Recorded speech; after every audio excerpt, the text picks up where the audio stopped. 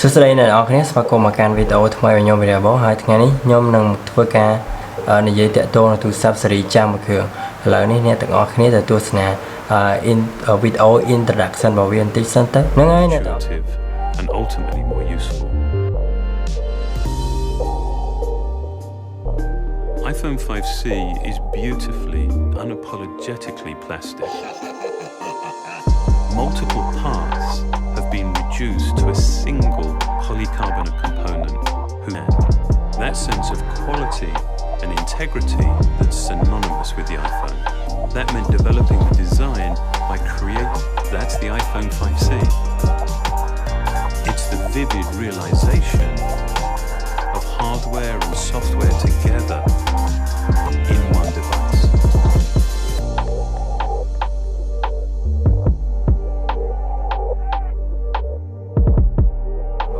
Center ហ្នឹងហើយអ្នកទាំងអស់គ្នាបន្ទាប់ពីអ្នកទាំងអស់គ្នាទស្សនាវីដេអូ introduction របស់ទូរស័ព្ទហ្នឹងហើយអ្នកគ្នាស្គាល់វាហើយថាអត់ទេវាគឺជា iPhone 5C ថ្ងៃនេះខ្ញុំមកធ្វើការនិយាយតាក់ទង iPhone 5C ខ្ញុំនឹងលើកយកចំណុចមួយចំនួនទេសម្រាប់អ្នកទាំងអស់គ្នាដោយសារវាជាទូរស័ព្ទស៊េរីចាស់ហើយខ្ញុំគ្រាន់ថាលើកយកវាមកដោយសារខ្ញុំគិតថាវានៅតែមានរូបរាងដែរព្រោះតាក់ទាញហើយនឹងកម្មវិធីដែលអាចប្រើប្រាស់បានប្រចាំថ្ងៃរបស់យើងក៏នៅតែវាអាចប្រើប្រាស់បានល្អគួរសមផងដែរហើយថ្ងៃនេះយើងនឹងធ្វើការនិយាយនៅកម្មវិធីមួយចំនួនដូចជា Facebook TikTok ដែលយើងពេញនិយមប្រើប្រចាំថ្ងៃហើយនិង Telegram តែគួរសោកស្ដាយនៅកម្មវិធីមួយចំនួនដូចជា YouTube ដែលខ្ញុំខ្លួនឯងផ្ទាល់ខ្ញុំចូលចិត្តមើល YouTube មែនទែនប៉ុន្តែ iPhone 5C គឺមិនអាចប្រើប្រាស់ YouTube បានទេប៉ុន្តែយើងអាចប្រើប្រាស់ YouTube បាននៅក្នុង Chrome ឬក៏ Safari តែយើងមិនអាចប្រើប្រាស់ជា app បានទេដោយសារយើងមិនអាច download វាដោយ version របស់ YouTube គឺឡើងដល់11 iOS 11ដូច្នេះ iPhone 5C គឺធំតែ iOS 10.3.3 ទេដូច្នេះយើងមិនអាច download វាបានទេហើយមួយទៀតដូចជា Instagram ក៏យើងអាចប្រើប្រាស់វាបានដែរដោយសារ Instagram គឺ version ឡើងទៅដល់ iOS 11ទៅហើយសម្រាប់តែទូរស័ព្ទដែលមាន iOS 11ចាប់ពី iOS 11ទៅគឺបានប្រើ Instagram កើតកម្មវិធី YouTube Instagram គឺជាកម្មវិធីមួយដែលសម្រាប់ខ្ញុំចូលចិត្តប្រើប្រាស់មែនទែនសម្រាប់ខ្ញុំផ្ទាល់ហើយអ្នកនរគ្នាមួយចំនួនក៏ហើយនឹងចូលចិត្តដែរព្រោះ Instagram ជាកម្មវិធីមួយដែលអត់មានព័ត៌មានញ៉ៃញ៉ៃចូលទេគឺយើងអាចនឹងឃើញមានអ្នកដែលផុសរូបតែប៉ុណ្ណោះផុសតែរូបភាពអញ្ចឹងមើលទៅវាមានថាស្អាតអញ្ចឹងណាបើនៅ Facebook មានព័ត៌មានញ៉ៃញ៉ៃមានអីច្រើនពិតជាធុញមែនតើខ្ញុំមើល Facebook យូរលក់ online យូរសាមមែនតើសាមខ្លាំងមែនតើហើយខ្ញុំចូលចិត្តមើល Instagram ដោយសារតែនៅ Instagram មានតារាបាល់ទាត់ខ្ញុំចូលចិត្តមើលព័ត៌មានទាក់ទងបាល់ទាត់និង technology ដូច្នេះយើង follow តាមតារាល្បីៗទូទាំងពិភពលោកទៅពីច្រើនគេលេង Instagram ហ្នឹងអញ្ចឹងយើង follow គាត់ទៅគេនឹងផុសចូលហ្នឹងច្រើនក្នុង Facebook អត់សូវមានតារាល្បីៗលេងច្រើនទេព្រោះ Facebook វាពិតជារញ៉េមែនហើយមួយទៀតគឺ YouTube ខ្ញុំចូលចិត្តមើលព័ត៌មានផ្សេងៗឬក៏ស្ដាប់តន្ត្រីឬក៏មើលពីការសម្រាយរឿងអញ្ចឹងទៅជាកម្មវិធីមួយដែលធ្វើឲ្យយើងពេញចិត្ត YouTube ប៉ុន្តែដោយសារ iPhone 5C គឺអត់អាចមាន YouTube ទេអញ្ចឹងធ្វើឲ្យខ្ញុំពិបាកក្នុងការមើលវាមែនតើប៉ុន្តែយើងអាចចូលទៅកាន់ Chrome យើងវាយពាក្យថា www.youtube.com ទៅយើងក៏អាចមើលដូចគ្នាបានប៉ុន្តែគាត់ថាវាពិបាករៀង scroll ដូចយើងប្រើ app យកតែម្ដងនេះជាប្រើ website ដើម្បីប្រើកម្មវិធីហ្នឹងវាអត់ដូចជាប្រើ app នោះទេហើយឥឡូវខ្ញុំចូលនិយាយតាក់ទងទៅនឹងកាមេរ៉ារបស់វាកាមេរ៉ារបស់ iPhone 5C ខ្ញុំគិតថាវានៅឧស្សាហ៍វាអាចនៅប្រើប្រាស់បានតែបើនិយាយពីកាមេរ៉ាខាងមុខវិញគឺវានៅមានកម្រិតវានៅតែបើយើងថតនៅកន្លែងយប់អីគឺវានៅមាន noise ច្រើនមែនតើបើរំខានអា noise មានយើងថតឡើងងឹតអីគឺថាមានងឹតខ្លាំងវានៅបន្ទប់ដែលមានពន្លឺភ្លើងឬអីយើងថតទៅគឺឃើញនៅមាន noise អញ្ចឹងធ្វើឲ្យរូបភាពអត់សូវស្អាតខ្លាំងទេគឺថាភាគអត់សូវម្ដងទេតែកាមេរ៉ាខាងក្រោយវិញគឺថាវានៅតែអាចថតរូបភាពបានមានពន្លឺគ្រប់គ្រាន់អញ្ចឹងទៅអាចថតរូបភាពបានមាន color មានអីស្អាតដូចរូបភាពពិតដែរអញ្ចឹងវានៅតែអែមណាស់កាមេរ៉ាខាងក្រោយរបស់ iPhone 5C ខ្ញុំឲ្យបន្ទុកខ្ពស់ជាងពពួក Android ដែលចេញថ្មីនៅពេលបច្ចុប្បន្ននេះ ព្រោះឲ្យថាខ្ញុំធ្លាប់បានសាកនៅទូរស័ព្ទ Android មួយចំនួនចេញឆ្នាំ2020បានទៅថតទៅដូចថារូបភាពចេញមកភាគស្លេកអត់ដូច iPhone ទេពីច្រើនតួ iPhone ចេញសេរីចាស់ក៏ដោយខ្ញុំគិតថាការថតរូបរបស់ iPhone នៅតែ smooth មើលតែដូចជារូបភាពពិតអញ្ចឹងវាអត់ធ្វើ color លើសឬក៏ស្លេកដូចពួកកាមេរ៉ា Android ដែលតម្លៃខ្ទង់$200ចុះក្រោមទេចាហើយ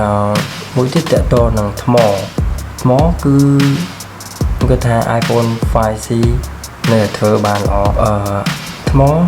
បើយើងទុកចោលរយៈពេល1ថ្ងៃគឺយកអត់ប្រើអី iPhone 5C អាចចោល1ថ្ងៃ2ថ្ងៃអីក៏វាអត់ទាន់អស់ថ្មដែរសម្រាប់ខ្ញុំធ្លាប់សាកល្បងធ្វើអញ្ចឹងខ្ញុំអត់ប្រើវាទុកចោលគឺថាវានៅតែកាន់ថ្មនៅតែអត់ងាយស្រួលដេកដាដូចទូរស័ព្ទមួយចំនួនរបស់ Apple ទេ Apple បើទូរស័ព្ទមួយចំនួនតែពី iPhone ចាថ្មវានៅមាន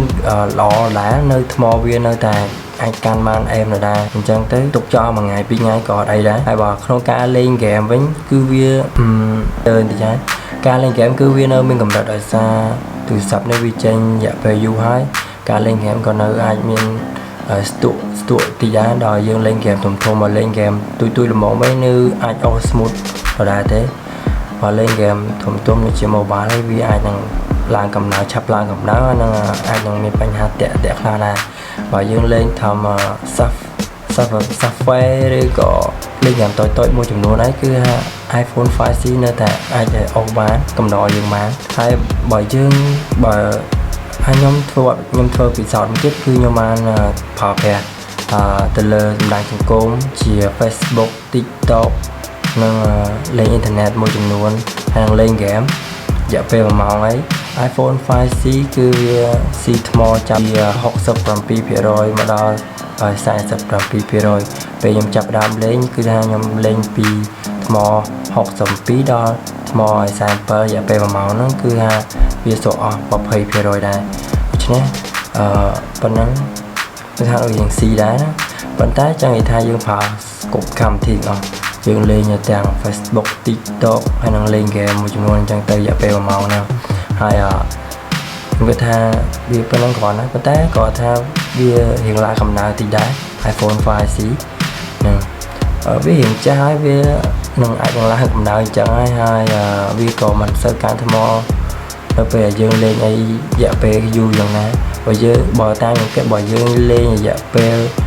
2ម៉ោងអីឬក៏3ម៉ោងអីទូរស័ព្ទនឹងអាចអស់ថ្មបើយើងលេងជាប់រហូតដូចខ្ញុំលេង Facebook TikTok ឬក៏លេងហ្គេមអី3ម៉ោងអីគឺវាអាចកំដរយើងបានឬអស់ថ្មលេងហ្មងចាហ្នឹងហើយវីដេអូហ្នឹងគឺខ្ញុំអត់មានច្រើនទេគ្រាន់ចង់បង្ហាញអ្នកនរគ្នានៅលក្ខណៈមួយចំនួនរបស់ iPhone 5C នៅឆ្នាំ2020នេះតែប៉ុណ្ណោះហើយហ្នឹងហើយ iPhone 5C ជាទូរស័ព្ទមួយដែល iPhone ផលិតឡើងដើម្បីឲ្យអ្នកនរគ្នាដែលអត់សូវមានថវិកាគ្រប់គ្រាន់ក្នុងការទិញ iPhone យកមកប្រើប្រាស់អញ្ចឹងទៅគេផលិតឡើងជាទូរស័ព្ទថវិការបស់ Apple business របស់ Apple អញ្ចឹងទៅប៉ុន្តែការពីឆ្នាំ2013 iPhone 5C លក់អត់សូវដាច់ដូចជា iPhone 5S ទេ iPhone 5S លក់ដាច់ខ្លាំងជាងហើយឆ្នាំ2017 iPhone 5មិន iPhone 5 Apple បានផលិតiPhone មួយទៀតដែលធ្វើ business ស្តីនឹង iPhone 5C អញ្ចឹងណាគឺបានផលិត iPhone XR ប៉ុន្តែ iPhone XR គឺមិនមែនជា plastic ដូចជា iPhone 5C អញ្ចឹងទេគឺវាមានសុំពត់ជុំវិញដល់លុយខ្ញុំនឹងខាងក្រោយដោយប្រើប្រាស់កញ្ចក់ហើយបន្ទាប់មកឆ្នាំ2020គឺ iPhone 5 Apple គឺបានផលិតនៅ iPhone SE 2020ទៀតដើម្បីឲ្យជាទូរស័ព្ទថវិកាដែលមានអ្នកដែលចង់ឆ្លាញ់រូបរាងដែលដូចជារូបរាង iPhone 6 iPhone 7 អញ្ចឹងទៅ iPhone 8 អញ្ចឹងទៅយកមកប្រើប្រាស់នៅពេលឆ្នាំ2020នេះប៉ុន្តែនៅលើ iPhone SE 2020គឺវាមានលក្ខណៈអេមច្រើនជាង iPhone 8 អញ្ចឹងហើយខ្ញុំធ្លាប់ទៅសាកដែរគឺថា iPhone SE 2020អាចថតរូបភាព portrait ខាងមុខខាងក្រោយបានយ៉ាងអេមមែនទែនហើយវាមានលក្ខណៈច្រើនទៀតតែខ្ញុំចង់បញ្ចេញតែប៉ុណ្្នឹងទេហ្នឹងហើយអរគុណអ្នកទាំងគ្នាដែលបានចូលទស្សនាវីដេអូមួយនេះ